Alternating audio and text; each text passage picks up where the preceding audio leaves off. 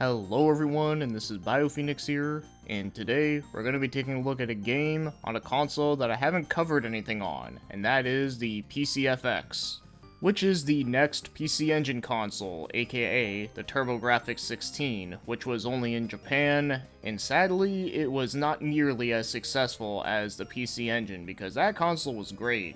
Where the PCFX, well, it does have its interesting games on there, but unfortunately, it focused more on games that kind of felt more like movies than games, so think of consoles like the Panasonic 3DO. In fact, I would even say this console has a lot of similarities to it. So yeah, that's all I'm going to say about it here. I'm not trying to review like the whole console and its entire library, but instead we're going to be focusing on one game, and that is Team Innocence: The Point of No Return. And it was published by Hudson Soft, and they might have developed it as well, but there's not a whole lot of sources that say otherwise. And it was released in December of 1994, so almost 95. And it happens to be an adventure game. In fact, some might even call it a survival horror game. But the horror aspects of this game are very minor, so I don't really know if you'd fully call it one, but it is interesting that this game came out before Resident Evil 1, which blew up the whole genre, but it came out after Alone in the Dark. So discovering a game like this being released between those two games was very cool to find out about,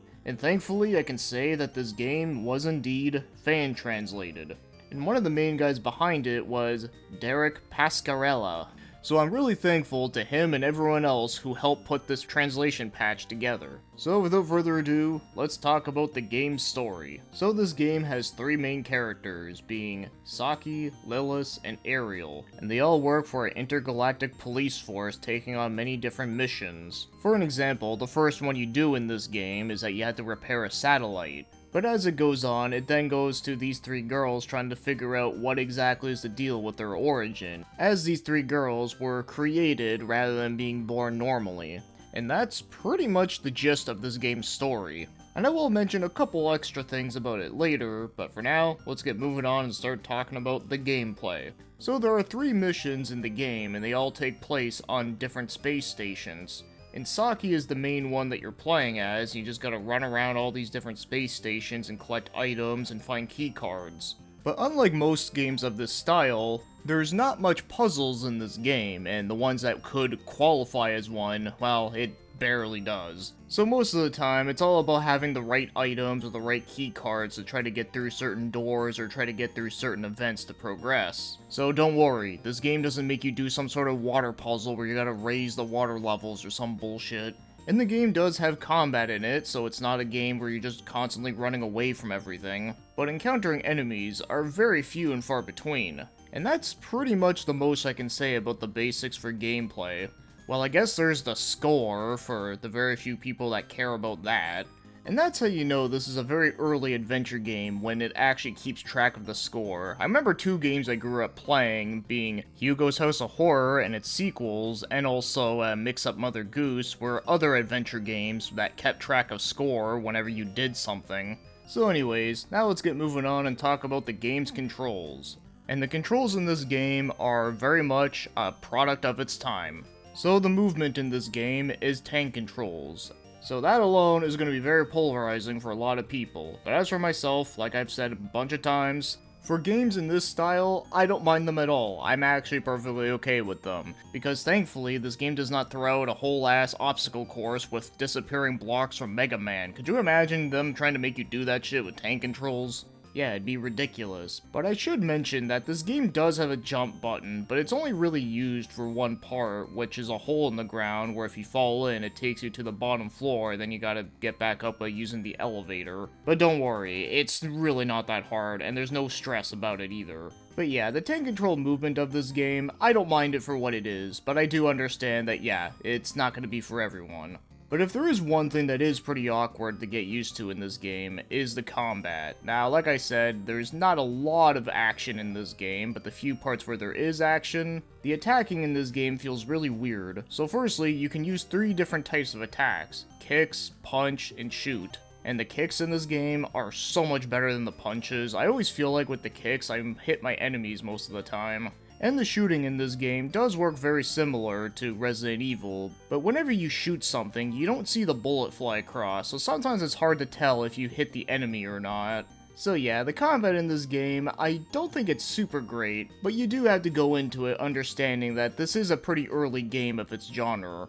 So now, let's get moving on and start talking about the other things, like the graphics, and yeah, no surprise, but I actually really love the way how this game looks. It uses a lot of really cool looking pre-rendered backgrounds, which I always love, and a lot of the ones in this game are really cool and bright and colorful looking, and a lot of the aesthetics in the backgrounds remind me of the show Reboot. Yeah, this game just screams early 90s. Like, if you ever look up 90s designs on Google or whatever other search engine you use, typically what shows up are designs like this, like sometimes it's a grid pattern or some of these like odd shapes and bright colors. Yeah, like this game basically looks like that. And to top it all off, you gotta throw in some early 90s anime designs in here as well. For that, I really do like the character designs as well. So yeah, basically, typical 90s designs with some anime thrown into it, and there you go. I am all for it. And I should mention too that the game's animation for the animated cutscenes that play throughout the game actually do look really good and do animate quite well. So it's pretty impressive that it animates as well as it does on a console that came out in 1994. I can only imagine how mind-blowing it must have been to see this game for the first time when it came out. But even after all these years later, I personally love the way how this game looks. And the 2D sprites for your characters definitely does help, because can you imagine if this game looked like Alone in the Dark with its 3D polygons? Yeah, that would be quite something. So overall, I definitely love the graphics for this game, and I'd be down to see more indie projects taking styles that are kind of similar to this. And now, as for the game's music, the music in this game, I do think is pretty good. I do like it, but it is pretty strange in that it is a CD game, but this game sounds like it's still using the same sound chip from the Hue cards on the PC Engine, because the PC Engine sound chip is not quite the Super Nintendo, but it's also not quite the Genesis. It kind of has its own sound, and I do like it personally, but I do think it is a bit strange that they still happen to use it for most of this game. The only music in this game that does sound like something you would expect for CD quality would be the ones that play during the cutscenes and also the ending theme, which by the way, the ending theme of this game is really awesome and I love it.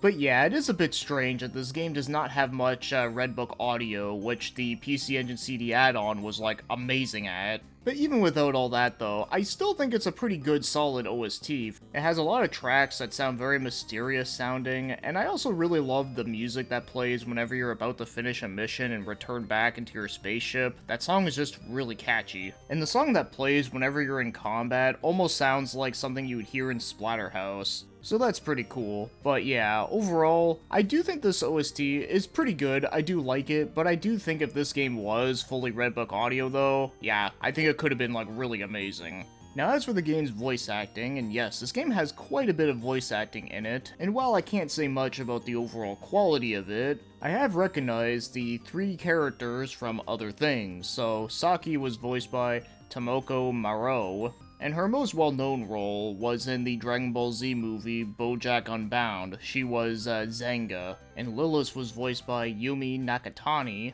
and she's very well known for playing Crowley Hamon from Mobile Suit Gundam, the original. And Ariel was voiced by Chiharu Katashi. And funny enough, she happened to voice a character named Saki, but not the one from this game, obviously, and that was the one from Sailor Moon. So yeah, I did thought it was pretty cool to learn about all this. And if you wanted to go out of your way and buy yourself a physical copy of this game, if you do happen to have a PC FX, well, surprisingly, I actually did see a couple of them, and the lowest I've seen it for was $86, and the highest I've seen it for was $147. Well, that is still quite a lot for a random game like this. I gotta admit, I'm kinda surprised it was not more than $300. So now, as my overall thoughts on Team Innocent is that it's a very tricky game to sum up easily because I like it, but it's also very dated, and I have a feeling that this is a game that very few people are actually gonna play.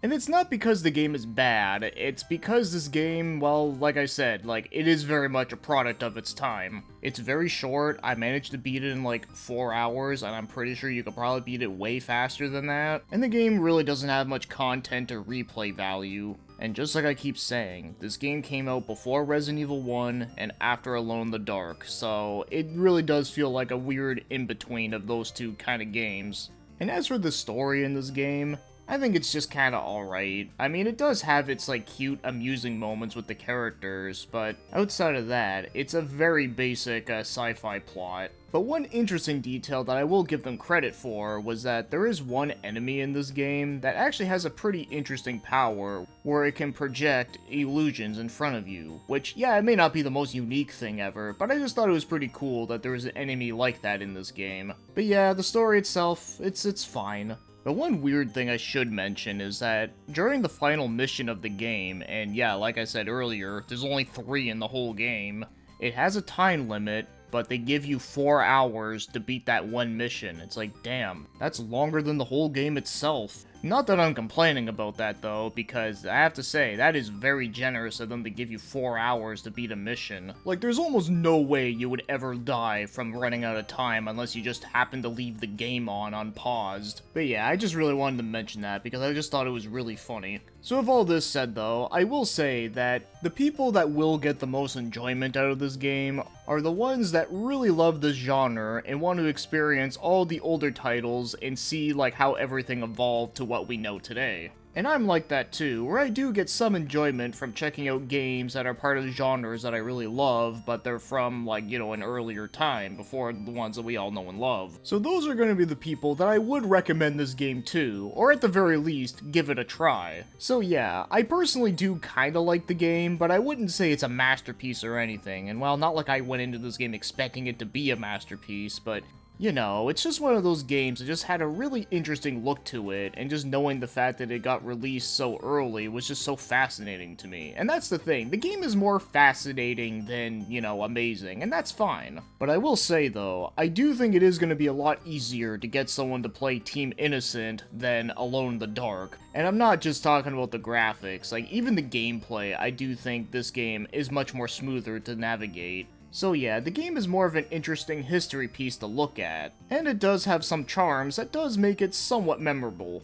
And I'm glad to have finally played it, for that this was a game I did mention in one of my older videos of games I wish got fan translated. And yeah, it may not be anything like super crazy amazing, but I at least thought it was pretty cool for what it was. So that being said, thanks for watching and commenting, and have yourselves a great day.